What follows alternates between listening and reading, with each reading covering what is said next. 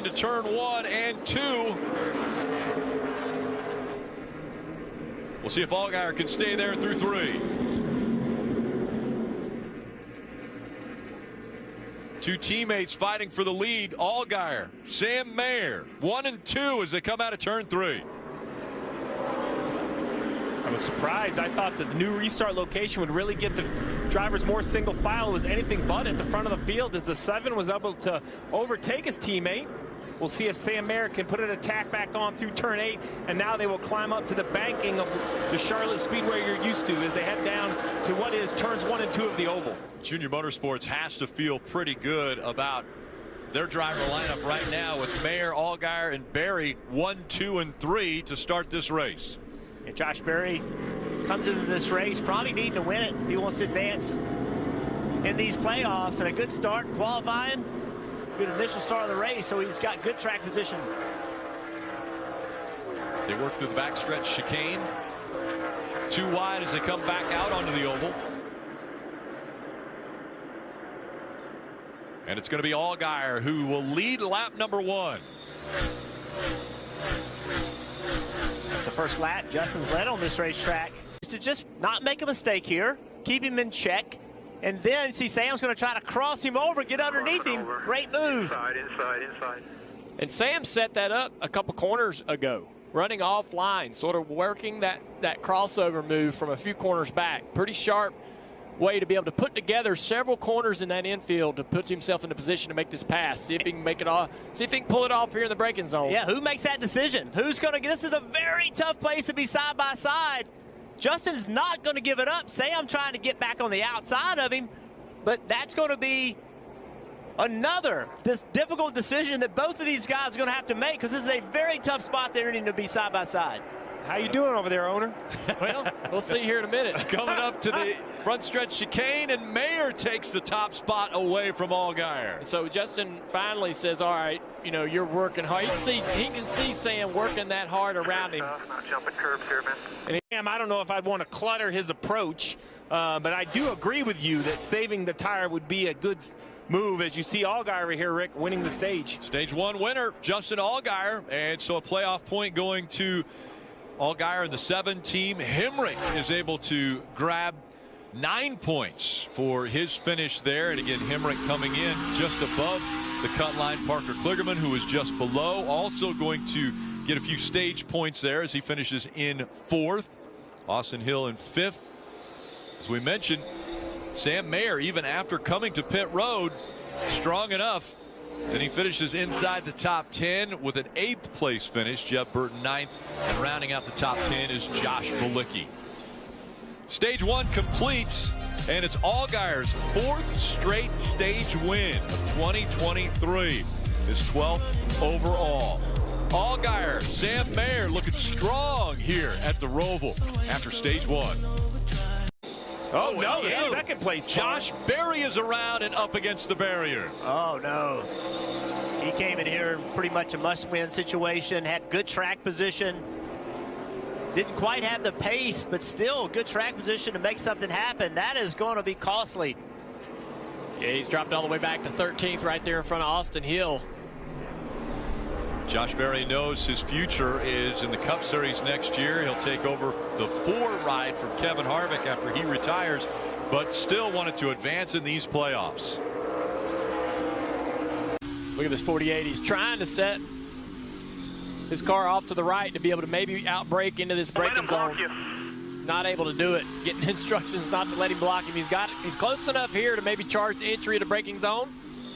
He's going to try to outbrake him into turn 1. 2's going to fight back on the outside, Rick. Almost clear. Parker now to the inside. Creed will be on the inside of the next series of corners. This will be tough for Parker as he works on the high side through 3, and he's going to clear him. What a great series of corners. Good job by Parker. Good clean racing by Creed. Very nice by 1. Focus ahead. A spin on the racetrack, Rick. Yeah, the 53 into the wall, too. It looks like Connor Daly. Left rear tires flat, and he missed the entrance to pit road. So now, can he limp all the way around this track, or is the caution going to come out? I think the process of both may happen, because I don't see him getting all the way back around Gonna come to a stop right here. Now he's trying to roll, but the caution does come out. So with that, that'll be a... That'll end the stage. Oh, yeah, you see the left rear going flat. Nothing Connor Daly could do. Slides up into the wall. And, Steve, they won't restart before the end of the stage, so this is going to put Nemechek winning the stage. Hemrick, Kligerman, Creed, Alex LeBay. And to Jeff's point earlier about how hard to run on your new Goodyear tires, Jeff, now all the cars that pitted can just ride around under yellow, which is really good because that final stage is a little bit longer, so it's going to be the longest run on tires. Allgaier charging on the outside as they go into turn 1. Oh, the 27's missing the corner. And they slam into the wall. It's happened before. We see it again. Allgaier into the wall, and the caution comes out. Yeah, Jeff got down in the braking zone and just never made the corner, lost the back end of the car. 5-minute situation here. We're done, boys. We're done. Every Xfinity race, there's been an incident in turn 1.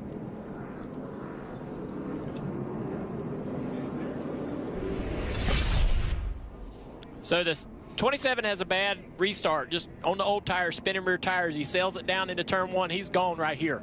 Before he ever gets to the apex of the corner, the back of the car steps out. He has to correct it, just try to save the car, and that's going to take him right into the door of the 7 of Allgaier. And man, hard impact. Perkins back there as well, makes contact with the wall.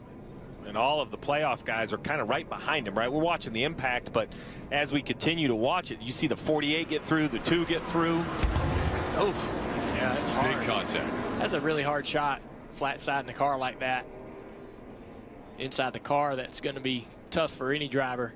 Front straightaway, Brandon Jones spins. Gets the car going contact. again.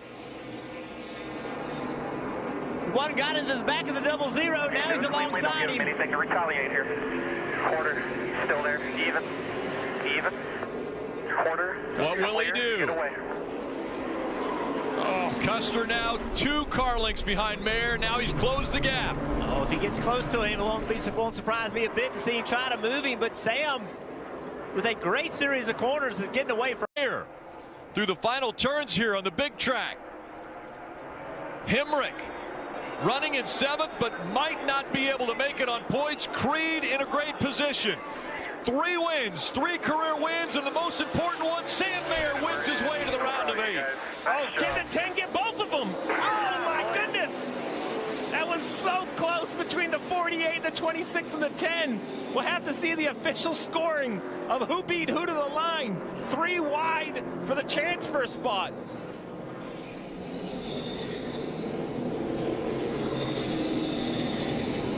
Hemrick knew something was coming. He did a great job of kind of setting himself up to get a run off of this front stretch chicane. It just wasn't enough to do it.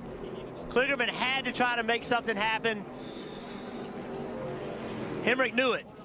What a finish. Sam Mayer wins his way into the next round in a must-win situation. This has been a big year for Sam Mayer, and I would say the second half of this year. Sam Mayer, we saw him early in his career making a lot of mistakes, almost trying too hard. And recently, he has had some big step-up moments, and this one is the biggest of all. Coming into this racetrack, knowing he has to win to make the next round of the playoffs, stepping up and doing it.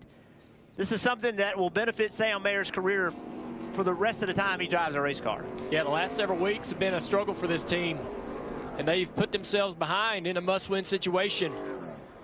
Sam still has a lot of development left, but he came in here and did every single thing right today. Steve, you talked about the fact that Hemrick, if he gets by these 2 cars, he advances to the next round. Look how close this is at the line. Absolutely. If the 10 passes those 2 cars, he ties with Creed and eliminates Creed on the tiebreaker. Look at this. What is this, a quarter of a car? I can't tell who finishes in front of who between. Get the smile on this young driver's face.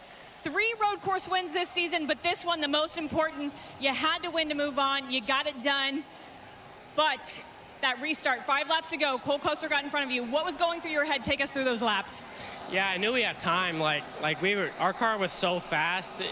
It really felt unbeatable, just like Xfinity 10G. Like, what a day. Like, the good Lord, he works in mysterious ways, and he put us down, but he also taught me a lesson and brought me back up, and we kicked our tails today, and it just feels so great. 50 laps led. It was a dominant performance. What does that mean you guys have for the next round since you're moving on? Yeah, bonus points feel great. Winning feels great. Winning solves everything. That's the name of the game. Getting another shot at it, I think this is our second chance moment. I think we can make something out of it. Huge thanks to all the people out here supporting us. The Xfinity side isn't as big as the Cup side, but winning still feels great. So the win feels great. Is this, hands down, the most important win of your career? I think so. I mean, we can go on and do great things because of this win. This obviously is the biggest win of the season. We love road courses. I guess I'm AJ Allmendinger 2.0 or something. Congratulations. Thank you, guys. Sam Mayer with the win that takes him into the round of 8 in the NASCAR Xfinity Series playoff. Because I don't know how much more he could have done. Second in the first stage, second in the second stage, got your stage points. And did you know it was for everything at that last corner? Yeah, I did. Kind of saw it playing out there in front of me and saw the move the 48 was about to make. And I was in the best position I could be being out there, those guys coming in there. And I haven't seen how close it was at the line, but I feel like I did about the best effort I could to turn back underneath the 26 and just came up a little short. And that's the way it is. But before the day started, I said, be humble in victory and gracious in defeat, and we were defeated this round. So that's the way it goes. We carry on. I put us in a hole for sure, there at Texas, and yeah, I hate it for these guys, but we got a long road ahead of us. It's just part of the journey, man. The journey makes the man. So looking forward to what's ahead. What's ahead with this race team. Looking forward to everything we got to do here the rest of the season to go try to get Matt Colleague a win and carry on the next year with some momentum. Daniel, as a champion, you know how hard this is to get. What do you think of the run that your team was able to put together for this first couple rounds? Yeah, I mean, for sure, right? I mean, we did all but everything we had to do today. Just, yeah, the one just did a little better, right? They came out and, bottom of the 7th and hit a home run, and that's what you got to do in these situations. Obviously, I've been fortunate enough to be in the same situation and succeed, and today we didn't, but the battle's not over. We'll keep swinging. A couple more races to go, try to get a win. I have a feeling seeing Ren in your arms and Kenzie here and little one as well, you know what's important, don't you? No doubt. All right, Daniel Hemrick out of the playoffs. Going to get wins now is on his mind because that's what's left for the 2023 season.